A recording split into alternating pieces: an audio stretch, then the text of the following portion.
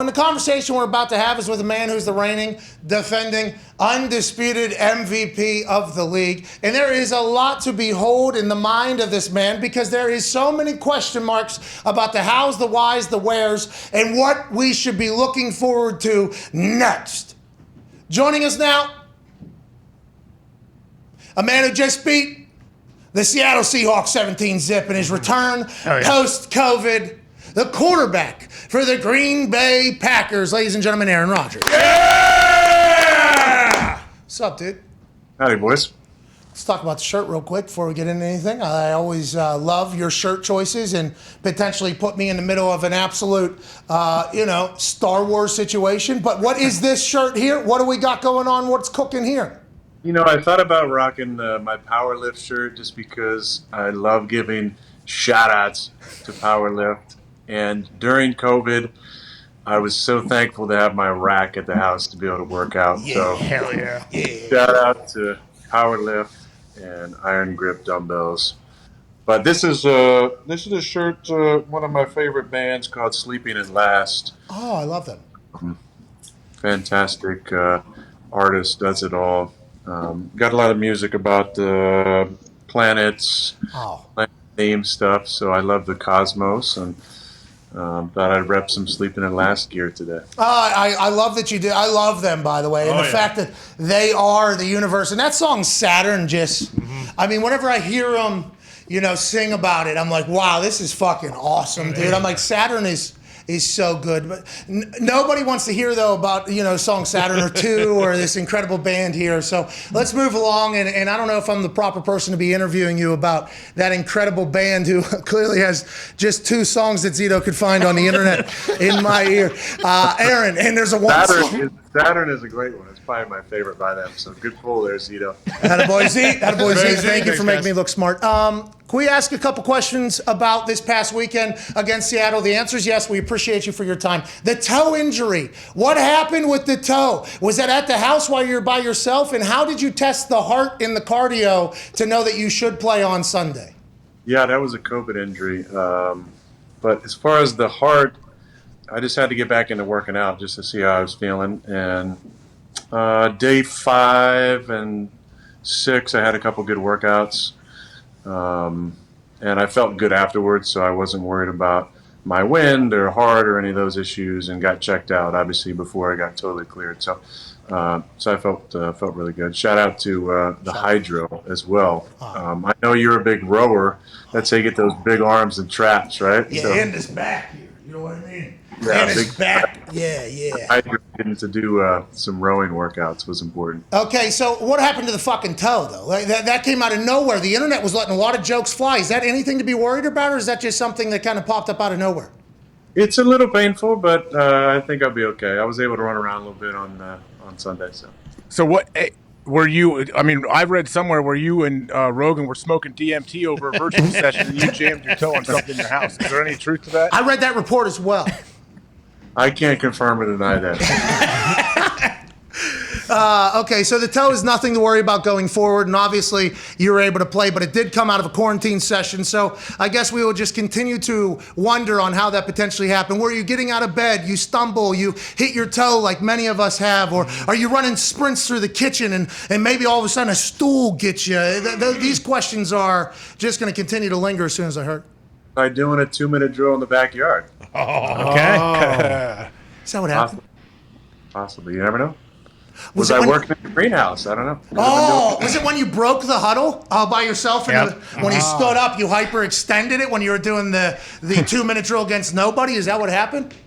No, I can confirm it was not that. Okay. Not arising from a knee, no. All right, let's talk about the game once you got in there. Happy to hear the toe's okay, and I can't wait to hear the incredible reasons on how you got hurt that the internet will continue to create alongside the DMT session that potentially happened between you and Dr. Joe Rogan. But when you get back into the game and you start playing, did you feel any, rust not being around for 10 days, getting dropped in on a Saturday? We know you were Zooming and you were kind of voice of Godding in situations, but did you feel any rust? Did Seattle do anything you didn't expect? Or how do you feel like the start of that game go? And did you ever feel back to your normal self? I felt good from the start. I think that their defense wasn't the typical Seattle that we've seen over the years as far as coverage-wise. Over the years, playing against the Legion of Boom, it was basically one coverage for the most part. No, they mixed in some man here and there, and occasionally a little bit of two high, but it was mostly the one high, three buzz coverage that they played, and they just played it so well. I mean, they were so incredibly disciplined in their drops and their responsibilities. It was hard to do anything against them. This defense played some jam front, which was the old Seattle defense that didn't play a lot of jam front. They played a lot of two shell behind it, basically saying we're going to stop you with the jam front from running the football, and we're going to play some two shell on the back end. I thought it was well executed by Ken and his defense. I thought they played well. We were just a little bit off, and we had some opportunities. We had I had a run early in the first quarter to get his first down, kind of deep in the red zone, and there was kind of a phantom holding call on Elton that brought us back and put us behind the sticks. And obviously, I threw a pick in the end zone, which took 3 points off the board. So we just a little bit off, but we had a couple good drives there in the third and fourth quarter to put the game away. And obviously, our defense playing just unbelievable. It kept us in the game and kept them obviously scoreless. And but we were behind. It was a weird game with the possession. We had almost 40 minutes of possession, but a lot of it was because we started multiple drives inside the 20. Their punter was doing a really nice job, and we had a lot of long fields to go down and couldn't put together drives that ended up in the end zone until the fourth quarter. Shout out Michael Dixon. Shout out. Yeah. Hell of a game for him. But wait, what was your Saturday schedule like? Like, do you get in extra early? Like, do you have to cram? Like, what was that whole situation like getting back with the team? No, not really cram. I just had to get cleared from the doctors and go through a workout in front of them, and then I just went right to meetings and our normal Saturday walkthrough. And Matt had asked if I wanted to do anything extra. I just felt like I think there's a lot to the routine, and I didn't want to mess up everybody's routine just because I was back and hadn't had a chance to practice. So we threw in maybe a couple extra plays during that walkthrough period that I had circled during the week that I wanted to just be able to call out and see, even in a slow walkthrough setting, just kind of see the distribution of the guys. And so he allowed a few extra plays in that walkthrough period, but it was a very, very typical Saturday other than that. Okay, and I mean that was a soccer game through 3 quarters. I mean it was 3-0 there, and that's not a shot at the beautiful game. It was just like, it was a cagey affair, as our Canadian friend Gumpy, who's maybe the greatest soccer handicapper on earth, would call it. And I think it's because of something you alluded to there. Your defense is absurd. What has it been? And granted, you had to miss 10 days because Uncle COVID came knocking. Mm-hmm. And we're happy you're alive, by the way, and able to play afterwards. And it seemed like not a lot of people really cared about how your health or condition was. We're excited to hear that you're okay and you had no lasting effects, hopefully, although we don't know shit about fucking this entire thing. Who knows in that. But have you seen the defense grow through the season? Because there were some times early in the year where I think not just fans, but I felt like media, everybody, this Joe Barry has stunk since forever. How is this the answer? And then all of a sudden, this team is stacking up Patrick Mahomes, Russell Wilson. I mean, have you seen the growth in the defense? And there's a couple weapons coming back. What do you think it is? Why do you think they are clicking so well right now? Well, they're playing great top to bottom. I think the front's doing a nice job against the run. Much like Seattle, and you've seen the trend across the league, defenses would love to be able to play two shell and stop the run. And the teams that can do that are having the most success on defense. And just like this league is so cyclical, when the running back position a few years ago started to become a little more obsolete to some people in some people's eyes, and you had less people, I mean, even still, less people rushing for 1,000 yards, more two-back systems. When the league was going to predominantly one-high defenses, now it's shifted back, and now there's more two-high defenses. The onus on the run game is as high as it's been in a while, and you have to be able to run the ball. And if you can't run the ball, then teams are just going to sit back in their too high. And our defense has done a nice job of mixing up coverages, but playing too high to be able to stop the pass and stopping the run with a light box. And it's a credit to the interior defensive linemen, credit to the outside backers setting the edge, credit to our inside backers. Who've all, I think, played really well. Everybody from Chris Barnes to Warren Burks to obviously the unsung hero of the defense, Devondre Campbell, who's had a fantastic season. He's been all over the place, tackling machine, disrupting passing lanes, being a great leader in the locker room. he's been as big of a reason, I think, as just about anybody. But the back end has played really solid. To lose a top corner in the league in Jair and lose Kevin for a number of weeks, and to have young Stokes, be so consistent as a rookie for us, with Sewell Douglas to come in off the street and play so well for us, that's been the greatest thing. And I think Adrian and Darnell, our safeties, have really done a nice job too. And then you add in the way that Sully has played in the slot for us, and Henry Black when he's been in there. We've had contributions from a lot of different guys on the back end, and they've all, I feel like, been covering really well and playing consistent, and then tackling. The tackling, I think, has been what was allowed us to stop people and get off the field.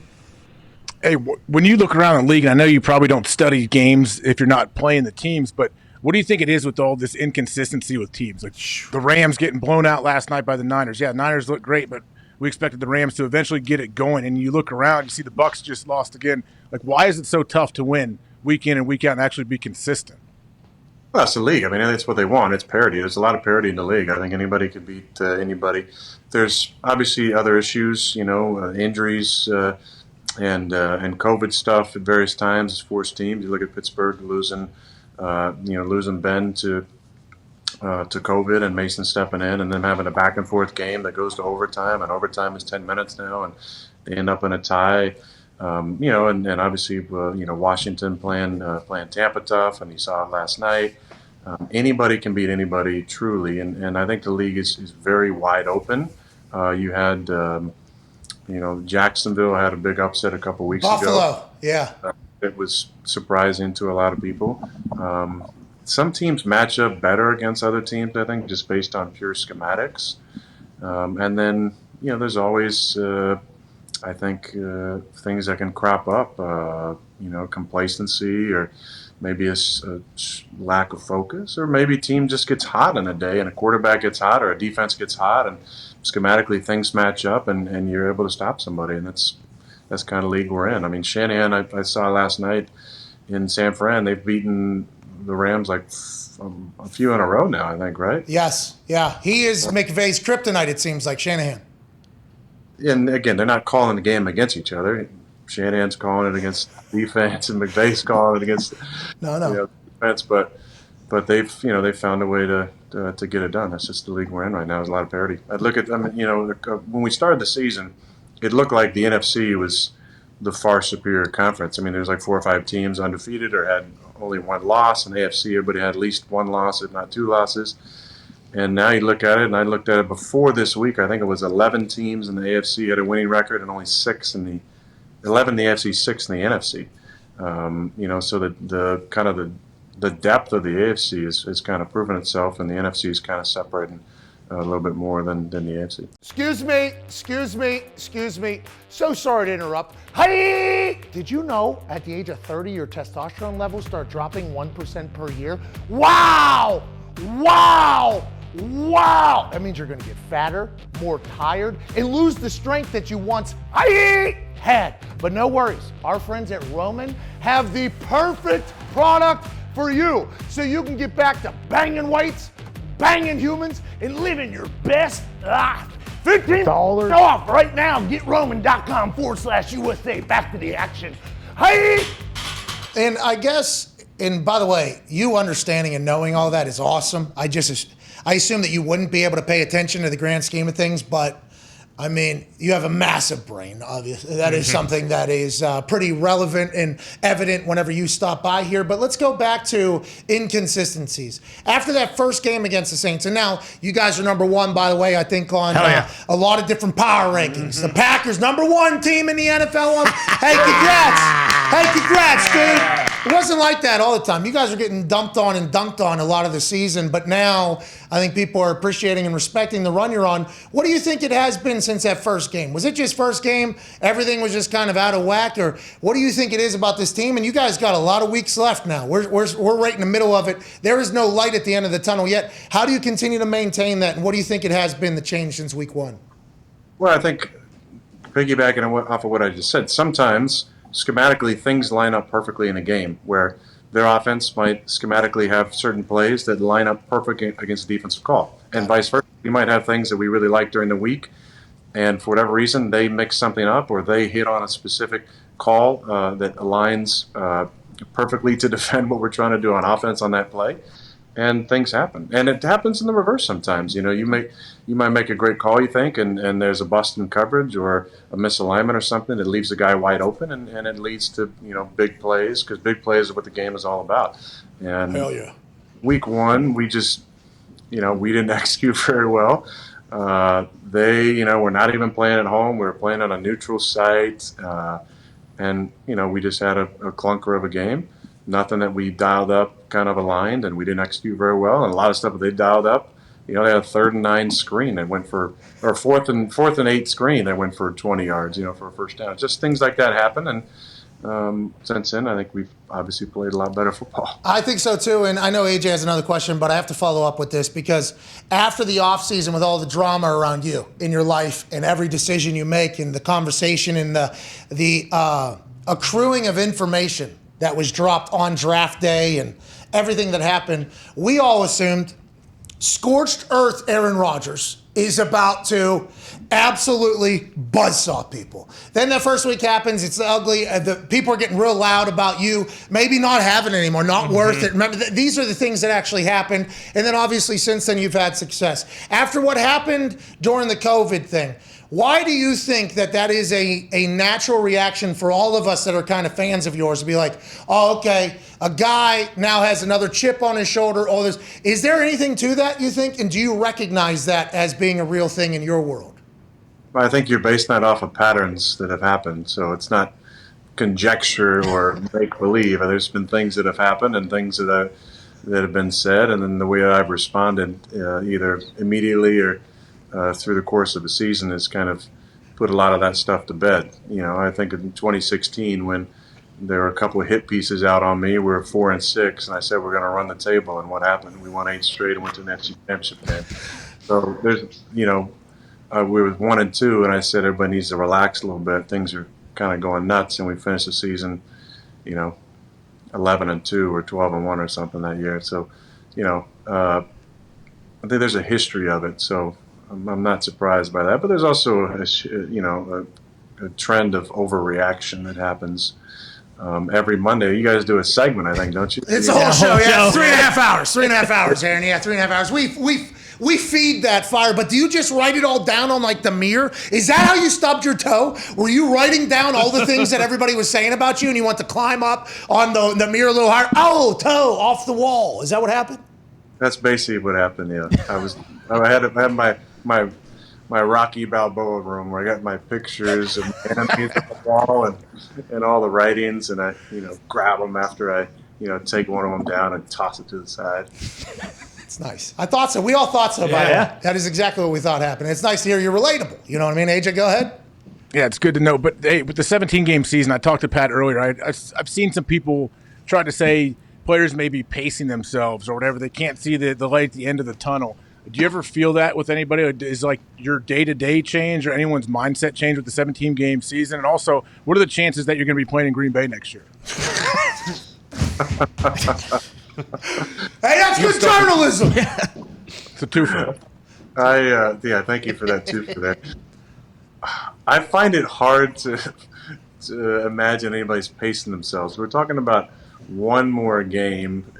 We've played 16 games for so many years in a row now. One extra game, you're talking about, a 6.25% increase in playing. Like, I don't think anybody's actually really pacing themselves with the extra game now. Did he just do that? Wow. Did you just do that math in your head right there? Or do you have are you one of those guys like, let me carry the one? 42 times 82. Yeah, they have this cover 2 defense right now. I've seen this 40. Is that you? Is that real? That's real, yeah. All right. Yeah. 7 times 2, dude. I do have some good mental math tricks I can do another time. Another show. Another show. Age, no comment. Oh, shit! Hey, they're gonna have to bleep me out of a lot. That's a good thing. My reaction now. I just wanted to no comment you, age. That's fun for me. Now that you're a media personality, a big media guy. Isn't that the first thing they tell you though when they sit you down your rookie year? Don't say no comment. That's what they told us. Yeah, I wasn't part of that conversation. But you are a rebel though, so you can say it. A maverick. Here we go. Maverick. There you go. You guys didn't get introduced. That was a change because I thought the offense was getting introed. Is that a big deal or not at all? Do you look into that? Should we look into that?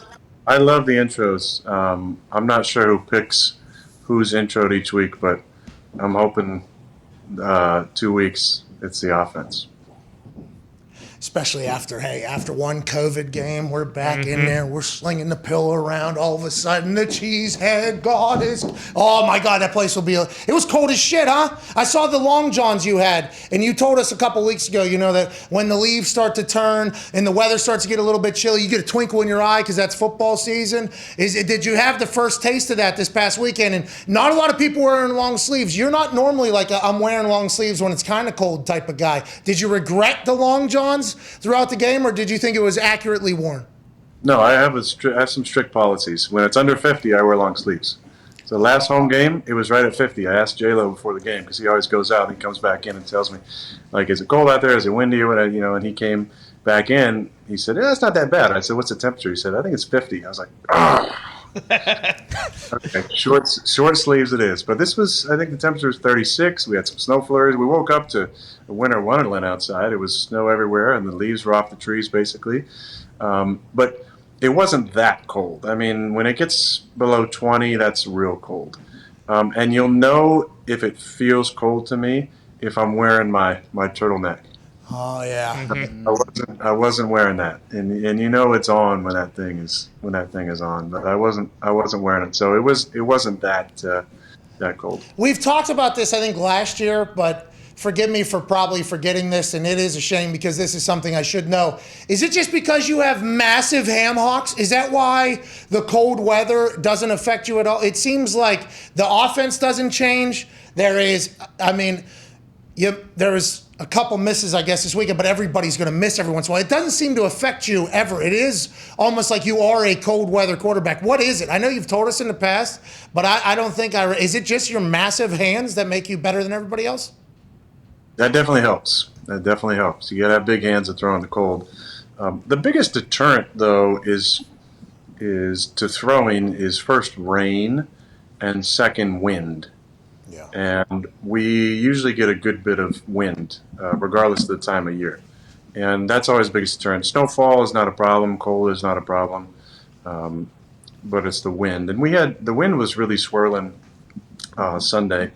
Every now and then I'll throw some grass up, like yourself, like a golfer will do, to try and get the direction of the wind. And I did it like 5 or 6 times because you can never trust the flags in Lambeau because usually they blow opposite. So if they're blowing from the north, usually the wind is coming out of the south on the field.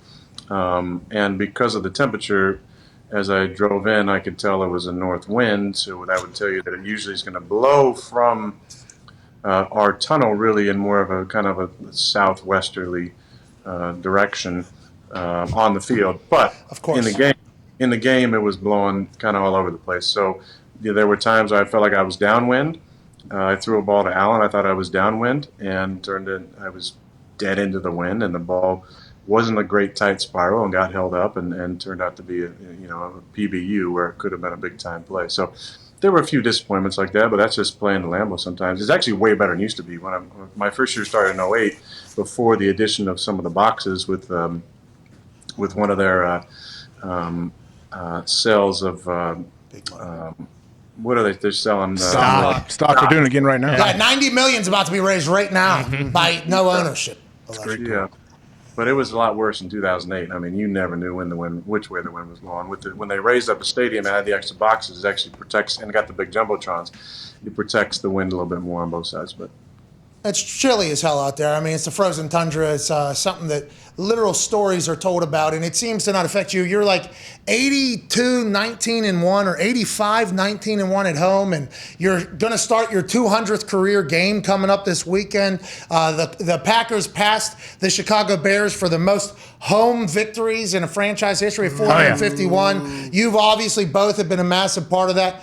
It's incredible the way you've been able to handle the elements in your entire career. Last question before Ty has one. And Ty, hey, Ty, accepted to Harvard, big brain Packers owner. I don't know how he feels about the dilution of his stock. I don't know if you even get asked or signed off on that entire thing. But the Odell Beckham Jr. thing.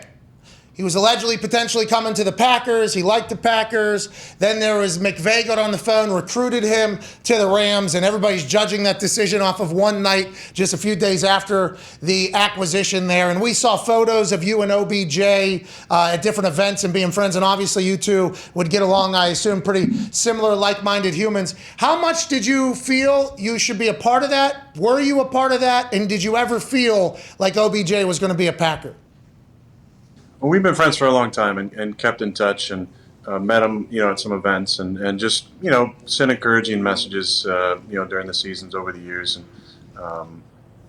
when he became free, there was definitely conversations. And I was, in the conversation with him directly. I mean, I obviously I've been friends with him, so I didn't need to, get put on the phone by anybody else. I could just get a hold of him directly. But there were conversations with the organization as well, and I appreciated the fact that we were in the mix.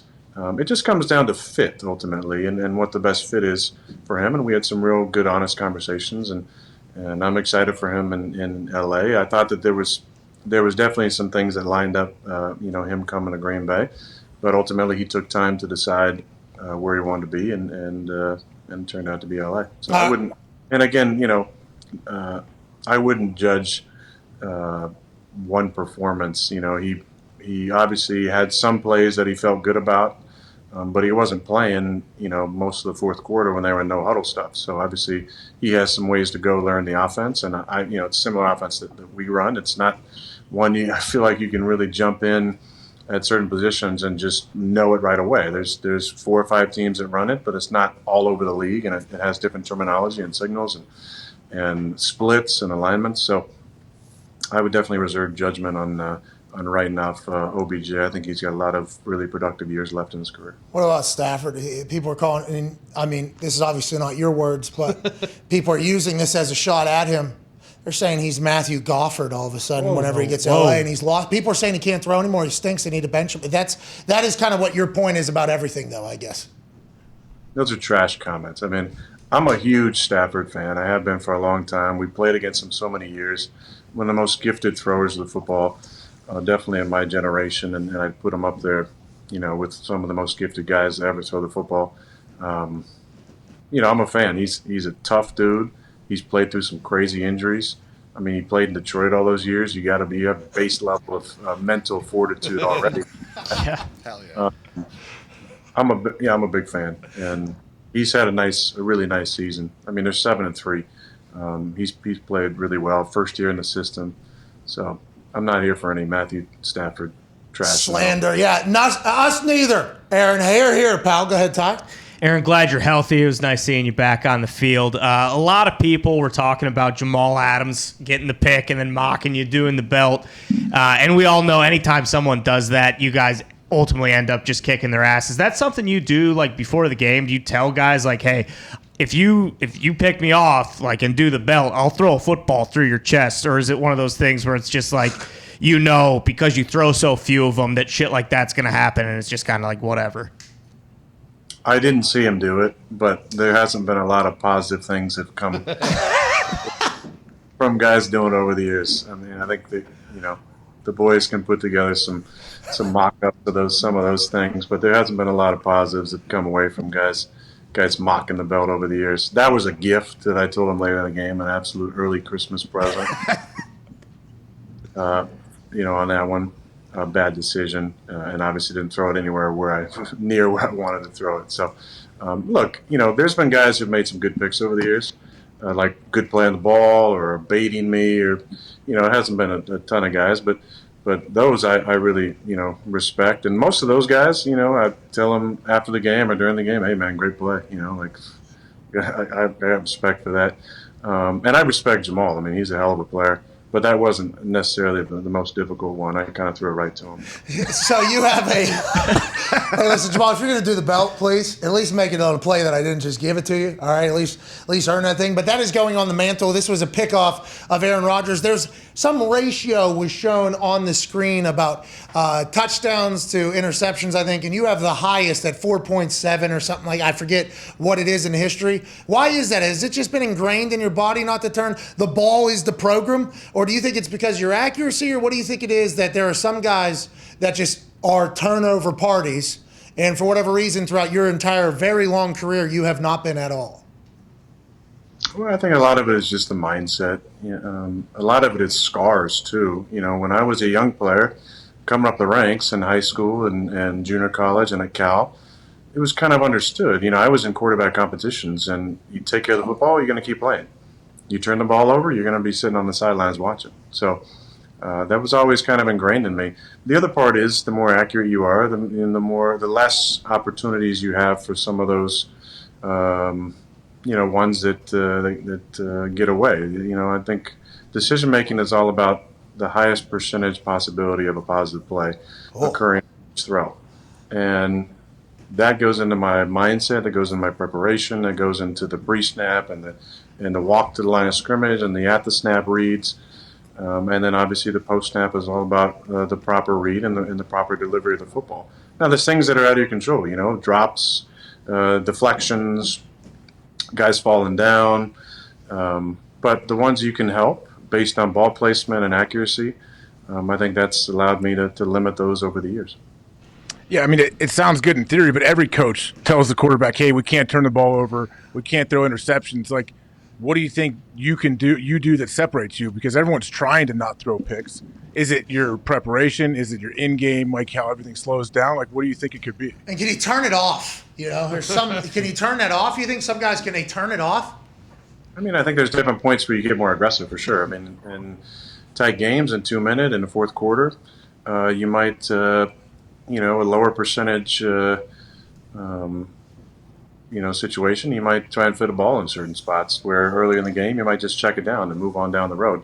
If you need a chunk play at certain times, you might try and throw one up. And in various points during the game, you might be having a great game and it'd be in the fourth quarter, and you might try and throw a 30-70 ball or a 10-90 ball, and it turned out good. I saw Pat do it the other night on Sunday Night Football. He got outside the pocket and threw it up to running back. Guy made a great catch in the end zone for, I think, his 5th touchdown. Sometimes you get in that mindset where you're like, hey, it's my night tonight. Nothing's going to go wrong. I can put the ball just about anywhere I want, and something good's going to happen. It's going to either be a catch or an incompletion. So it just depends on the mindset in the moment. But I think for the most part, when you're locked in, you're throwing high percentage throws, and even tight window stuff can be high percentage in your mind based on the leverage and the defender's position and who you're throwing to a lot of times too. Hey, what point do you think you find out that you're in it? Like you can control, is it in the game? Is it in warm-ups?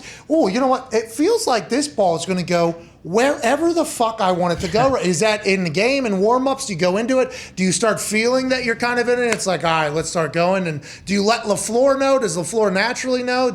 Have you looked deeper into that zone that you feel like I'm completing every single ball today?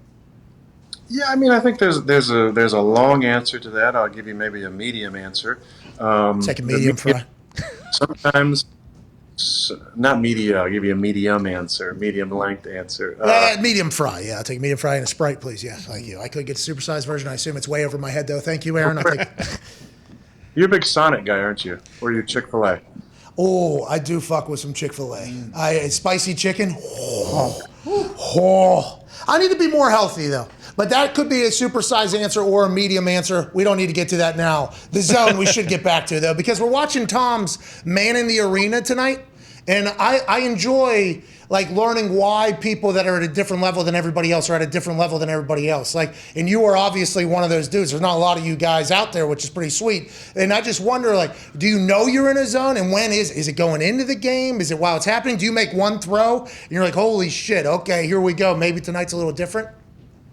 Yeah, sometimes that's the case. I mean, sometimes maybe you're not feeling it pregame, and the ball doesn't feel great coming off, and you make a couple throws early on. And you go, whoa, okay, I'm in it now. This thing is really jumping off your hand, or it's right where you want to put it every time. Sometimes during the week in practice, you have some of those special weeks. You're like, man, this has been a great week. Everything is coming together. My footwork's tying with the routes, and the ball's coming off good, and I'm using good eye discipline, and everything's just kind of in a line. Sometimes it's moments in a game that can last the whole game. Sometimes it's just little stretches where you really feel like you're dialed in. But the key is that flow state. The flow state that's talked about so much. With the mindset and the ability to stay in the moment and have things be slow all around you and be able to think very quickly and make a bunch of deductions in a short amount of time. Be here now, exactly.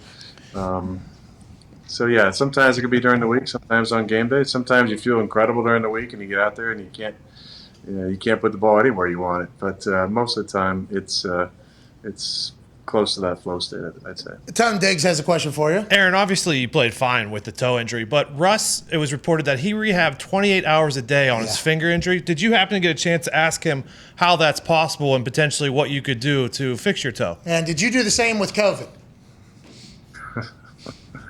I didn't get a chance to ask him about that, but he definitely came back from that quickly. I've had a couple finger injuries over the years, and it definitely makes throwing the ball tougher. It makes throwing the ball in the cold a lot tougher. So I definitely knew that was going to be a grind for him getting through that game, 36 degrees with the finger and the cold. All right. Well, before we get to the book club, I'd be remiss if I didn't ask. You chopped the top off, huh? Then you took it off. You cut the hair? You got a haircut right now? Do we have a new haircut right now? No, man, I still got the flow. Oh, you got it up there in like the up in the toboggan up there. No, it's down here. Oh! It's not going anywhere, man. Oh, really? We're keeping that going in the flow state. We're going to keep that thing rolling? Yeah, that's what Ram Dass says, man. Just don't cut your hair. I love it. I didn't even know Ram Dass existed. Rest in peace to Ram Dass and Sun Tzu. But now it is time for my favorite moment in the history of books. Ladies and gentlemen, it is time for the 11th installment of the book club that has captivated the globe. Drum roll, please. Ladies and gentlemen, first it was The Alchemist, then there was a bunch of books about really good stuff.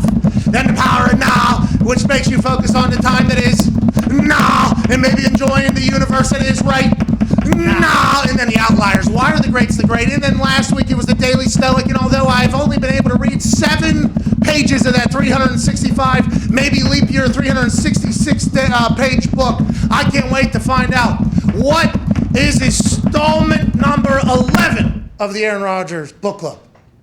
I'm going to tone this down there, see if we can see this good. Fingerprints of the Gods. Can you see that? Oh, Graham Hancock. Of course. Of course, Graham. Hancock, archaeologist, fascinating human being. He tracked down the Ark of the Covenant. But this is an amazing book. Anybody that loves history, learning about lost civilizations. Oh, yeah, I love it. Egypt. Aliens. Aliens. But I'm a big Graham Hancock fan. I heard about him on the JRE, Dr. Joe Rogan, his podcast, Joe Rogan Experience, and I've seen all of his episodes, and he's a fascinating guy. I mean, he's been all over the world doing research. He's like a modern-day Indiana Jones. But anybody that loves history and kind of maybe rewriting some of what we learned growing up based on his incredible research and decades and decades of studying lost civilizations and the history of civilizations. It's a phenomenal book. It's a really long one, Pat, so No chance. whoever the best reader of the boys is, it might be a little bit, but big Graham Hancock fan. Hey, who built the pyramids, though? Rick Ross has an answer in a rap song that is very... What did Rose say? It was just them. They built it. Everybody wants to give credit to the aliens and everything else, and there's no modern technology, and they did it. He said everybody's handing out credit everywhere else. Yeah, I think the common narrative, though, Rose, also one of my favorite humans, he actually wakes up every morning. He goes outside of his estate barefoot, and he lets, with some rose, and he lets God bless your boy. And I love Rick Ross, okay? Fat Boy was the ghostwriter behind a lot of our favorite flows. I believe he's the one that said that and many other things. But is Graham Hancock under the thought that the aliens came down, did their thing, built those, and kind of been a part of the entire history a lot more than we are recognizing today? No, he doesn't mention that. He What the fuck? That some of these civilizations that we've been told were very primitive may have had some technology that was far superior than the credit that we give them at this point, to be able to move some of these large stones that would be difficult for today's technology. Okay. What about the There's- aliens? There's some talk about Atlantis as well. You'd be interested. Okay. Oh, down in the Bahamas. That's right. Down there in the Bahamas, the Atlantis. That place is unbelievable. Hey, let's talk about the aliens. Can we get into this? You got a Saturn shirt on. All right, we're talking about the Graham Hancock? The Graham Hancock here. We're talking about a lot of things, and you've obviously seen an unidentified aerial phenomenon, which is what it's called. A lot of people think you're potentially an alien. You ever think about that? People say this guy not from Earth. You see what he does? He's an alien. Do you ever think about that when you look in the mirror and stub your toe? I do, and I think that's a big compliment. I appreciate that. Ladies and gentlemen, the man who founded the biggest book club in the globe, and also an alien, and a man who would join me. Go ahead, get it in. I'm going to let you get it in before I sign off. At a Howl at the Moon someday. Hell yeah. Reigning MVP. Jumper. Aaron Rodgers. Oh, dude. There was so much guitar playing in his little quarantine lockdown. Did you see that son of a bitch? What is this thing called? yeah. E minor. Tempo. He's already got that thing locked in there. He's Yeah. been practicing new songs, and maybe he dropped his guitar on his toe. Could have. Oh, that's what he did. He probably dropped his guitar on Yeah, his why toe. won't he tell us, man? What happened? It had to be something embarrassing. It had to have been maybe him climbing up on the mirror to add another name onto the list. Yeah. And he slipped and fell, maybe broke his toe. It's possible. It didn't hold him back. He was still moving. Oh, yeah. He was still squatting on his power lift, he said. It's some Russian All right, we got to get to a break, obviously. I thought we were going to play a song. Maybe next week. Maybe next week. Baby steps. Pretty good. Whoa. Is this thing in tune or what, dude? I don't know. You tell me. Yup. Yeah. All right, see you for reaction to that whole conversation we just had.